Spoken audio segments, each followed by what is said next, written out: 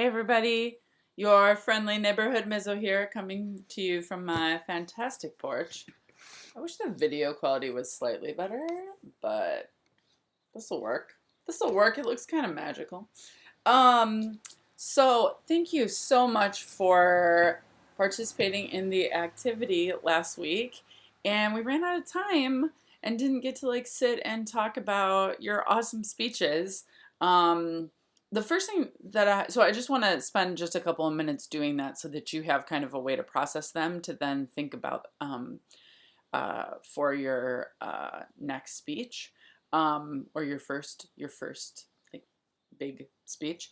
Um, the the biggest thing I want to say, it's gonna be very tempting as I'm talking to just think about your speech. That's what I notice people do, is they're like critiquing and thinking about their speech. But if you can, try really hard to think about the speeches you watched. That's often a better way to learn. And so I know it's tempting to try to but remember, we're not grading these. They're not right. Like, you did them, you got the points, rock on. And so you can think of your own speeches, but it often helps to think of other people's speeches because you saw 15 different speeches and only did one yourself. Does that make sense? Um, Also, when I do this in class, I use a lot more specific examples, and I don't want to talk about anybody's speeches without their consent or permission. I may throw a few compliments here and there, but if for the most part, I'll try to be kind of general. Um, uh, but be thinking back to the things you saw, right? So the biggest thing, so usually we'd open the discussion and you would tell me, right, what you saw, what you noticed, what you liked.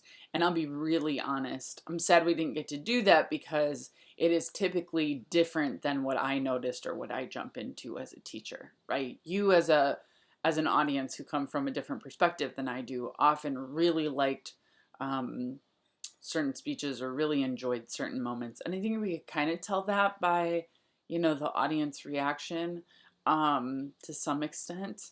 Um, but yeah, so uh, the biggest thing that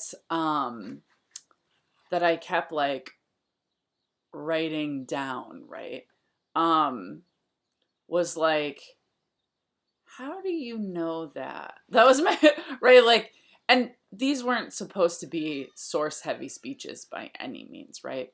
Um, but did that happen to you at all where you're listening to people talk and you're like, how do you know that? How do you know that detail? Or how do um so I would say as we go into these informatives, right, instead of trying to think about uh you writing them and you giving them, once you get a speech crafted and you're practicing it, see if you can then think about that from the audience perspective and are there times where they're questioning where you how do you know that, where you got that information. Um, it's funny how sometimes audiences will buy it, if it's a small a small little detail, and especially if the speaker is really credible. The example I thought of was um, when somebody was talking about Pokemon cards. Um, Also, can you imagine if they had actually been called, what was it, pocket monsters or whatever, whatever they were supposed to be called? And they said they were giving this great detail, and they said something about Charizard being the first card or something. And that for some reason, that tidbit, I was like, of course you know that. I didn't need to know how you knew that. But then there were a couple of other tidbits that I was like, I wonder how they know that, right? So I don't know how to explain. For the most part, you need to cite sources, but every once in a while, your credibility will take you, especially if you're talking from your own knowledge, right? Um, so yeah, be going back through and be thinking you know, Um, how can I clue in the audience to how I know things? Like, how can I gift them this information, right? Um, a lot of times, also, I think more detail could have been added, right? Where you sort of, and granted, we didn't have much time, so that's part of it. Um, but I think sometimes when we're up there talking, we kind of say something, and then, like it's like, oh, you could give me a couple more sentences to like really get me to understand that. Um, uh, for the most part, I thought we did really well informing. Some of you tipped a tiny bit into persuasion, but for the most part, there was some really nice informative speaking going on. Um, every once in a while, somebody said something like, "This is my personal favorite," or I think this. Um, this is really fun from what I've heard, right? Like so sort of a reference to the self, and a lot of times you don't need that. It only works if the audience really cares about you. Like if you're speaking to your family or like a really trusted community or group that looks up to you, like for the most part, you can typically frame that some other way, right? You can cite how many people like it. You can give a testimony from somebody else. Um, when the speaker becomes the person sort of presenting information instead of telling them what they think, um, that's typically when audiences see. That sounds like I'm like, don't tell them what you think, when like of course you're using your voice and like it's all what you think. But I guess look at it from my perspective. Like, you listen to me talk a lot, and sometimes I'm spouting some Mizzo opinions, right?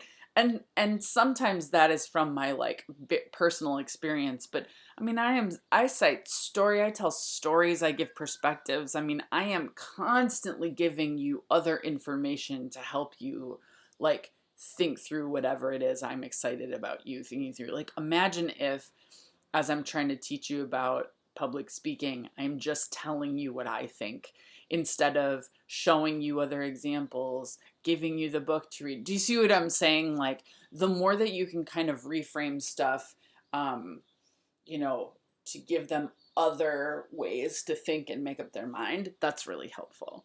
Um,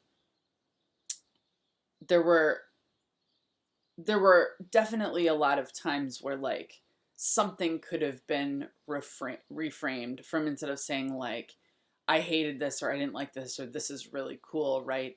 Or this is good, right? These big value words. You could easily take yourself out of that and point to somebody or something else, right? Um, uh, Somebody was talking about how they hated something, and I was like, um, "Oh my gosh, there's like other people who hate this. Just point to that group of people instead of like that way you're a speaker and you're presenting this information, and this was more of a critique instead of like I personally hate something." Um, you can often sound more credible that way, if that makes sense. And then uh, the other thing is, just make sure you don't assume what your audience is thinking and feeling. Lots of people, it's very tempting to start a speech with like, we all love this, or we all know this. And then what you do is you isolate, or, sort of exclude the people who don't know that or don't love that, right? Again, there's a bunch of different ways to sort of reframe that. Um, ask them what they're thinking and feeling instead of telling them, or maybe say, some of you may feel this way, or reference the group of people outside of the room that feel that way. um yeah. And then finally, just starting to think about the intros and the setup, right? So some of you would have benefited from just one or two sentences of like, just clear setup. Um, some of you had some really cool intros, and that's what we're like looking for and thinking about. Excited about some really cool intros. I mean, this is obvious to me, but um, I would suggest crafting most of your speech first before you come up with an attention getter and an intro. Um, it's hard to introduce something that you don't know what it is. So people will start with the intro, but like they haven't done the rest of the speech. So like, how do you do your beginning to introduce something that you haven't crafted the rest of what it is, right? Um, oh, but we had some really cool, right? Ariana, give me something to draw. Oh, love that. Give me something to draw, and then everybody's on their toes, and then we're excited to watch you draw it, right? Somebody started out with referencing the '90s babies. It's like, oh, you know your audience, right? You know who's here. Um, uh, and or well, see, but like most of you aren't '90s babies, I suppose. But like the reference to that, yeah, all of us grew up sort of knowing that reference, right? All of you grew up. I grew up being that reference. You grew up knowing that reference. Um, yeah, those are my big things. And the final thing that I'll say is you're awesome and you can give a speech. You're awesome and you can give a speech. So many times I wanted to like scream at the speaker like you're awesome and you're doing it, right? Because you could just kind of see they were like nervous. But remember when you were sitting and watching people, you were excited about them talking. You weren't like sitting there thinking, God, this is bad and stupid and horrible, right? Like so remember, people are like excited to hear what you have to say. They think you're doing a way better job than you think you're doing. So keep that in mind and feel free to take this to the discussion board. I'll put up a post and I have put up the assignment for today. And yeah, we won't have class meet today, but hopefully you'll have a great time and see you next week. We give we give speeches next week. We give speeches next week. Yay!